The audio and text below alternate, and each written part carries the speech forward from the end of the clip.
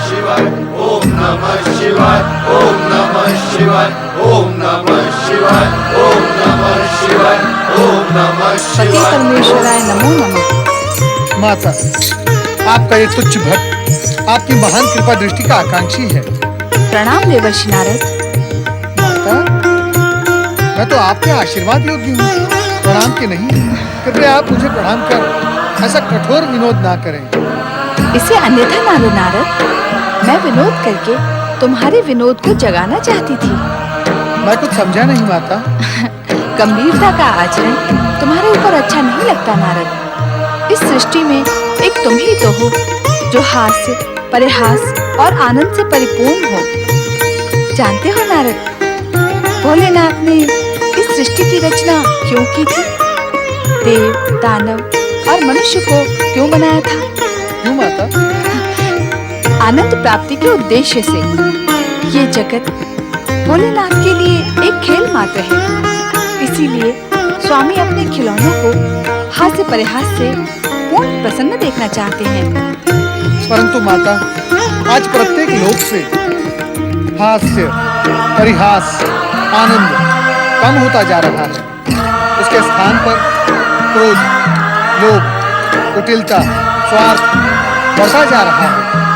भगवान भोलेनाथ की सुंदर सृष्टि के ये सब प्रारंभिक अंग हैं। हाँ नारद, सत्य की विजय के लिए असत्य को पराजित होना ही पड़ता है। धर्म की स्थापना के लिए अधर्म को अपना स्थान छोड़ना ही पड़ता है। जानते हो नारद, विध्वंस रचना की पहली प्रक्रिया है। किंतु तुम असत्य, अधर्म और विध्वंस से परे हो। इसीलिए तुम्हें गंभीर देखकर मैं आश्चर्यचकित हो गई। देवी, प्रायः नारद गंभीर नहीं रहते, इसलिए हमें सर्वाधिक प्रिय है। किंतु आज ये पातालवासी दैत्य गजासुर का भयानक और विकराल रूप देखकर आ रही है। इसलिए तुम्हारी प्रेरणा से भी इनका विनोद जाग नहीं रहा है। सत्य कहा आपने भोलेनाथ। नारद, ये तो नियति की लीला का एक अंग है। इसमें सुख अथवा दुख प्रकट करने की क्या आवश्यकता है? नियति तुम्हारे जिस स्वरूप से प्रेम करे, उस स्वरूप को परिवर्तित न करो नारद। किंतु भोलेनाथ और दुष्ट गजासुर। तुम्हारी जिज्ञासा हमें प्रिय है नारद, क्योंकि उसमें जन कल्याण का उद्देश्य छिपा रहता है। तीनों देवियों ने अपनी शक्ति से जिस महिषासुर को। महिषासुर? क्या वह पुनः जीवित हो गया है?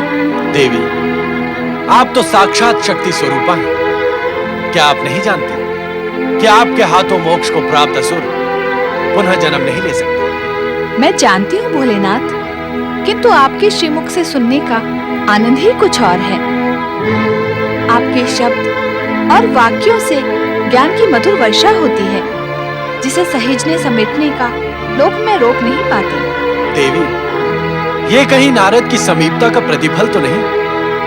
ये भी कुछ में से बहुत कुछ जानने के लिए नई नई जिज्ञासाएं खड़ी करते ही रहते हैं।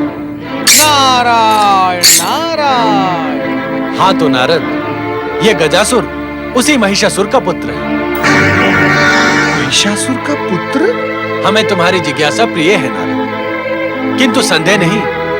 नहीं नहीं भोलेनाथ, मैं संदेह नहीं कर रहा था।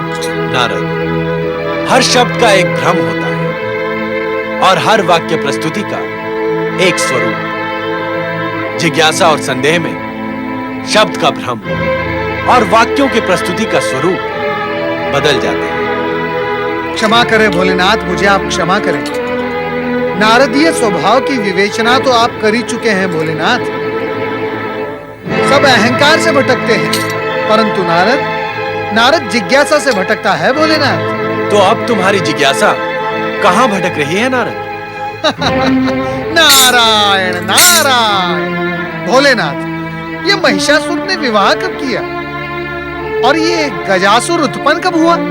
महिषासुर ने एक नहीं अनेक विवाह किए थे। ये गजासुर उसकी पटरानी गजदंती का पुत्र है। गजदंती अर्थात हाथी जैसे दांतों वाली? स्वरूप के आधार पर नाम रखने की परंपरा असुरों में अति प्राचीन है देवी। ये गजदंती आपके हाथों महिषासुर का वध होने के उपरांत गजासुर की माता बनी। भोलेनाथ, तुम्हारी जिज्ञासाओं का अंत नहीं है नारद। तुम ये जानना चाहते हो कि अब गजासुर क्या करेगा?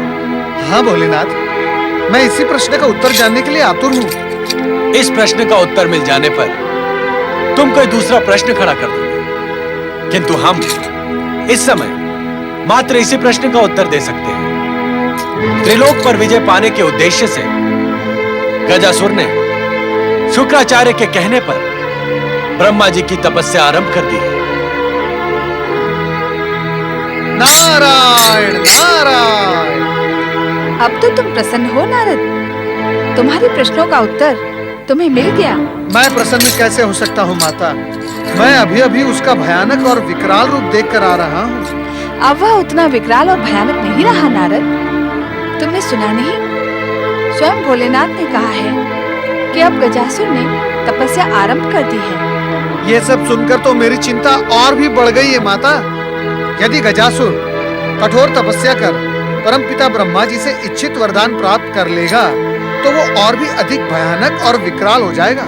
हाँ नारद, गजासुर को उसकी तपस्या का प्रतिफल अवश्य मिलेगा। अर्थात देवताओं की अब कुशल नहीं माता।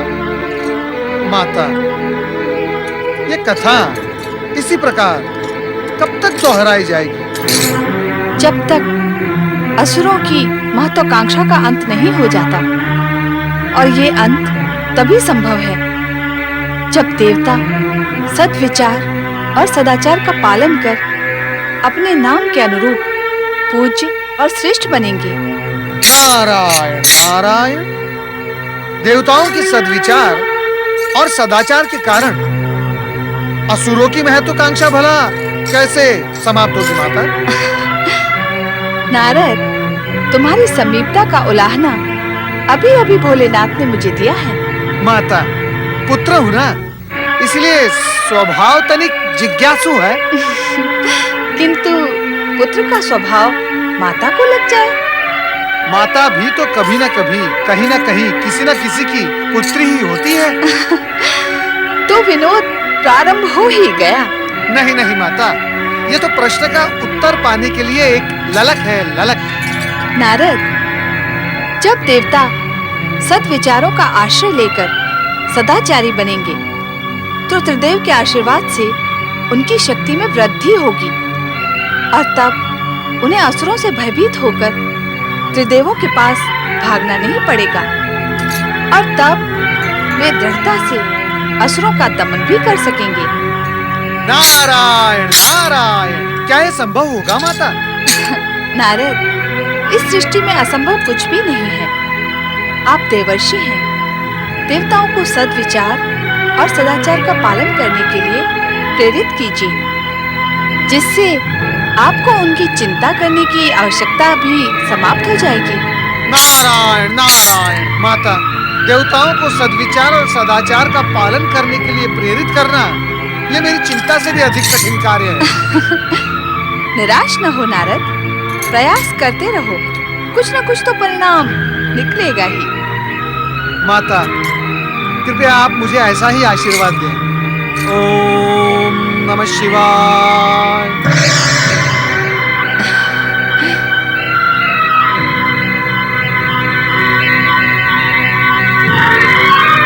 ओम ब्रह्मणे नमः। ओम ब्रह्मणे नमः। ओम ब्रह्मणे नमः। ओम ब्रह्मणे नमः। ओम ब्रह्मणे नमः। ओम ब्रह्मणे नमः।